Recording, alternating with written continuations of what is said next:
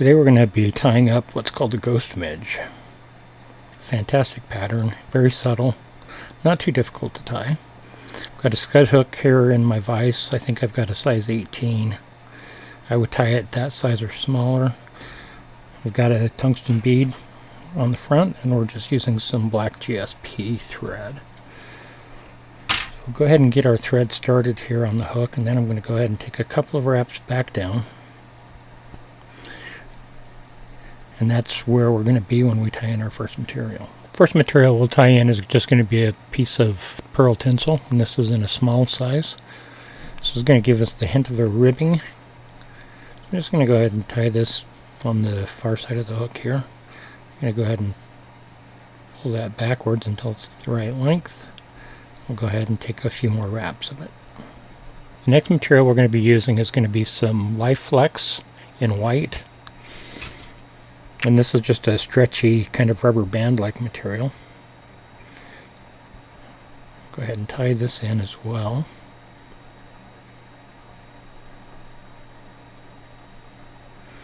You're going to want to pull that down pretty tight because I don't want to pull it out of place.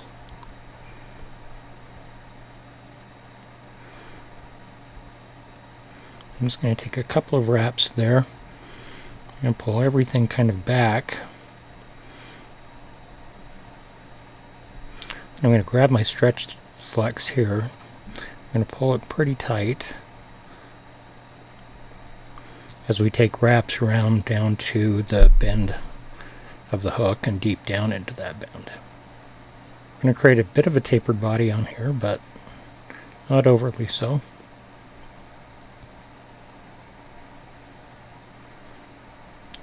And with that down, I'll begin traveling back up. And then I'm just going to go ahead and take this tag end of Life Flex, and if you stretch it pretty hard, it'll actually pull itself right down in to those thread wraps. So with those two materials in place, we're going to go ahead and start our way up to behind the bead here. Got a tiny little bit of Life Flex flicking out, but we want a small taper on this, so I know I'm going to be traveling back down that direction. So you'll see me, as usual, kind of turning my hook and taking a look at that taper. So as you can see, we've got a minimal taper kind of going on. It's time to grab our tinsel. I'm going to take nice open wraps of this, and I want to keep it fairly tight. This stuff is slippery as hell, so it's going to want to move on you.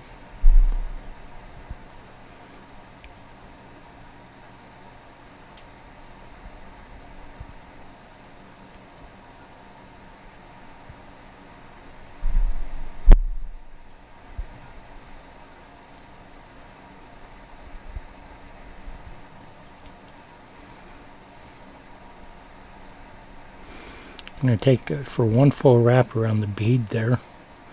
I can take my thread off of my bobbin cradle. And I don't like how those two wraps kind of slid together, so you can always kind of undo and take another wrap up. And we're just going to go ahead and tie that material off with a few thread wraps. Again, this stuff is really slippery, so you don't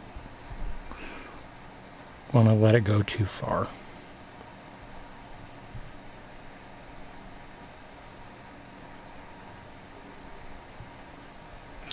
So once I've got that kind of secured, I'm going to come on in with my scissors and we'll go ahead and cut the tag end off here. So from here we're just going to go ahead and grab hold of this Life Flex stretchy material. I want to stretch it pretty tight. I'll probably turn my hook a little bit more horizontal here. I'm going to kind of take these few wraps, just initial wraps, just by hand. You want to make sure that these are touching and that you're pulling the Life Flex pretty tight.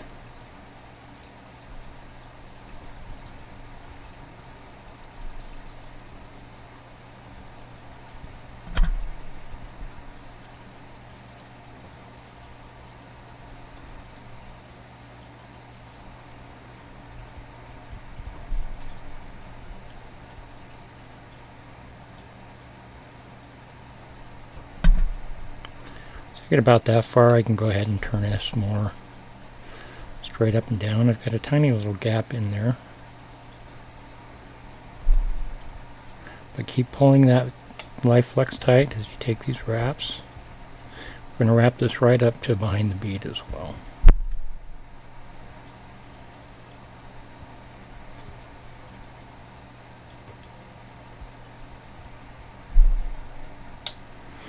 Once I'm behind the bead, I'll go ahead and release my thread from the bobbin.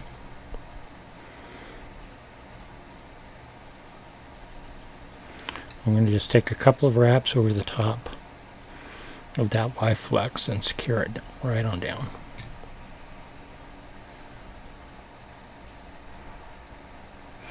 And I don't mind trapping it kind of on the side here like that, because I want to build a little bit of a head, not a huge head, but a little bit of a head here. And with that, I can go ahead and stretch out this live flex pretty hard, and it should suck itself right down into those wraps. And then I'll just kind of finish my work on the head. Give myself a little bit of thread so we can whip finish, and I'll grab my whip finisher.